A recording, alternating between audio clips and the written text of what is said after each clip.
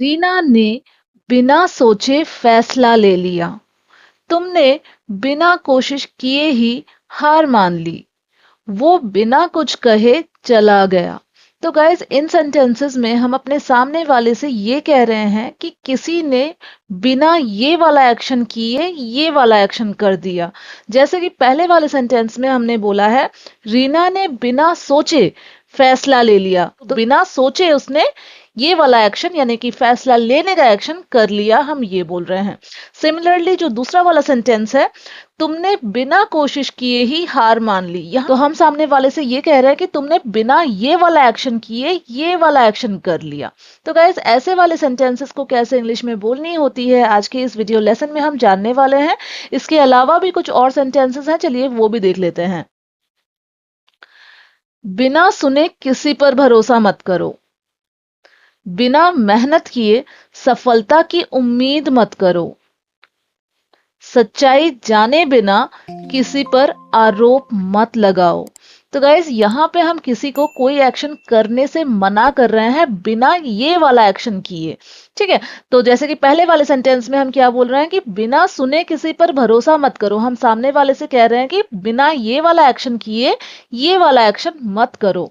Similarly second वाले में हम बोल रहे हैं कि बिना मेहनत किए सफलता की उम्मीद मत करो, यानी कि बिना ये वाला एक्शन किए ये वाला एक्शन मत करो। ठीक है, तो गाइस ऐसे सेंटेंसेस को भी कैसे इंग्लिश में बोलनी होती है आज के इस वीडियो लेसन में हम सीखने वाले हैं। तो चलिए सबसे पहले शुरू करते हैं हमारे ऊपर की इन 3 सेंटेंसेस से, इन्हें कैसे इंग्लिश में बोलना होता है। और सबसे पहले देख लेंगे कि इसके लिए कौन सा स्ट्रक्चर हमें फॉलो करनी होती है। तो गाइज ये वाला स्ट्रक्चर हमें फॉलो करना है। सब्जेक्ट प्लस वर्ब का second form plus object plus without plus verb का फोर्थ फॉर्म यानी आईएनजी फॉर्म। तो गाइज सब्जेक्ट वो है जिसने कोई एक्शन कर लिया हम बोल रहे हैं। फिर जो एक्शन उसने कर लिया उसका सेकेंड फॉर्म हमें यूज करनी है क्योंकि हम पास्ट की बात कर रहे हैं कि पास्ट में किसी ने कोई एक्शन कर लिया, राइट। फिर उसका ऑब्जेक्ट हमें मेंशन करना है।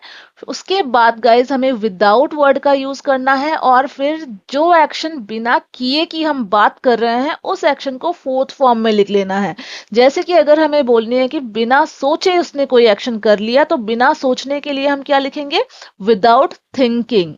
बिना पढ़े अगर हमें बोलना है तो विदाउट रीडिंग। ठीक है, फिर अगर आपको बोलना है कि बिना पूछे तो हो जाएगा विदाउट आस्किंग। ठीक है, इस तरह से हमें अपने वर्ड्स को यूज करनी है। तो गाइज अब चलिए बेटर अंडरस्टैंडिंग के लिए एग्जांपल्स के साथ समझ लेते हैं। तो गाइज हमारा पहला एग्जांपल है रीना ने बिना सोचे फैसला ले लिया। तो बिना कौन सा एक्शन किए की हम बात कर रहे हैं, बिना सोचे की। तो हमारा सेंटेंस इंग्लिश में हो जाएगा Reena made the decision without thinking. बिना सोचे विदाउट थिंकिंग कौन सा एक्शन उसने किया, फैसला लेने का। तो Reena made the decision without thinking. अब गाइस अगर सवाल पूछनी है, अगर पूछना है कि क्या रीना ने बिना सोचे फैसला ले लिया, तो गाइस हमें इस तरह से अपना इंग्लिश का सवाल करनी है, did Reena make the decision without thinking. तो गाइस पास्ट की सेंटेंस है इसलिए हमने पास्ट का जो हेल्पिंग वर्ब होता है डिड वो यूज किया है। और गाइस जैसा कि हम जानते हैं जब डिड सेंटेंस में यूज हो जाती है तो हमें वर्ब को बेस फॉर्म में यूज करना होता है, इसलिए देखिए हमने यहाँ पे मेक का यूज किया है। Did Reena make the decision without thinking. अगला एग्जाम्पल, तुमने बिना कोशिश किए ही हार मान ली। तो यहाँ पे गाइस हम सामने वाले से ये कह रहे हैं कि तुमने बिना कोशिश किए ही हार मान ली, यानी कि ये वाला एक्शन किए बिना ही तुमने ये वाला एक्शन कर दिया। तो इसे हम इंग्लिश में कहेंगे you gave up without trying. तो तुमने कौन सा एक्शन कर लिया, हम बोल रहे हैं हार मान ली, ये बोल रहे हैं। तो हार मानने का मतलब होता है गिव अप करना। तो सेकेंड फॉर्म, क्योंकि मान ली पास्ट की बात कर रहे हैं इसलिए सेकेंड फॉर्म यूज करना है, यू गेव अप। बिना क्या किए, बिना कोशिश किए, विदाउट ट्राइंग।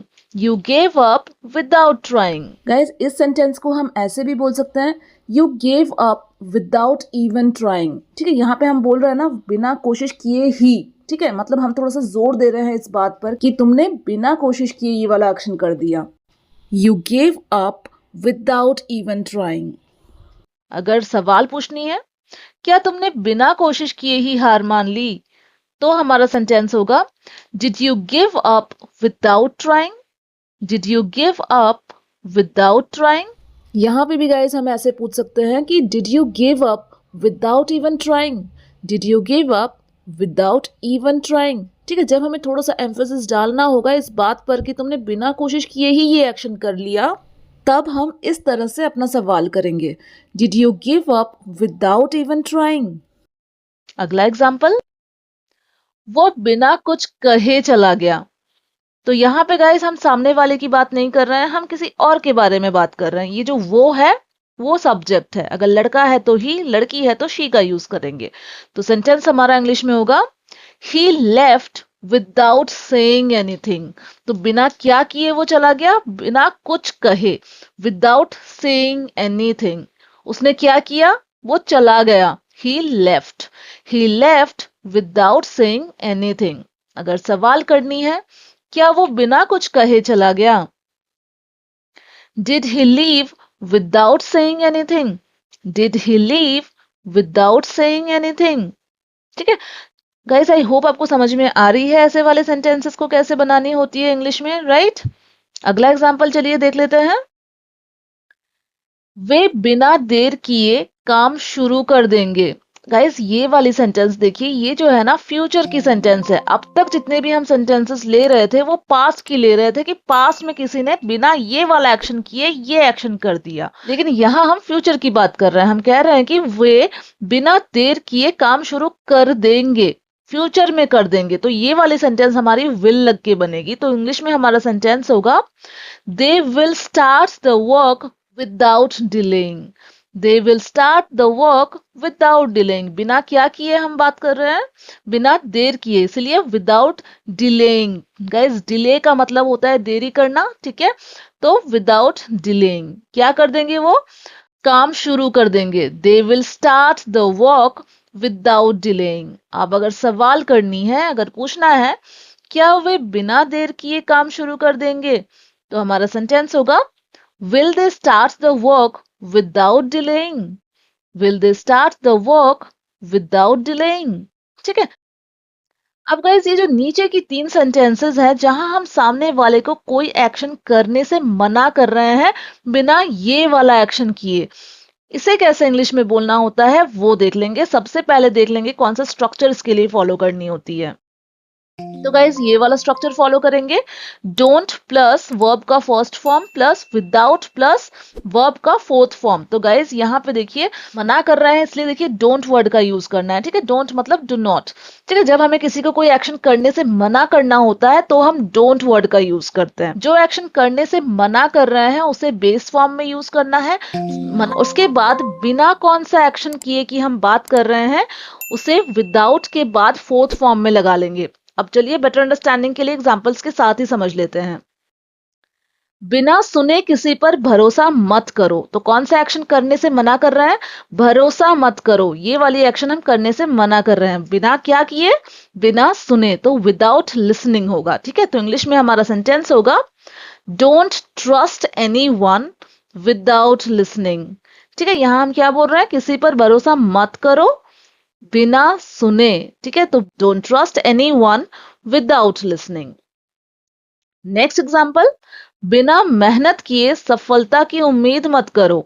क्या करने मना कर रहे हैं, सफलता की उम्मीद करने से मना कर रहे हैं, बिना क्या किए, बिना मेहनत किए। तो हमारा सेंटेंस होगा इंग्लिश में, don't expect success without working hard. बिना मेहनत किए, विदाउट वर्किंग हार्ड, ठीक है?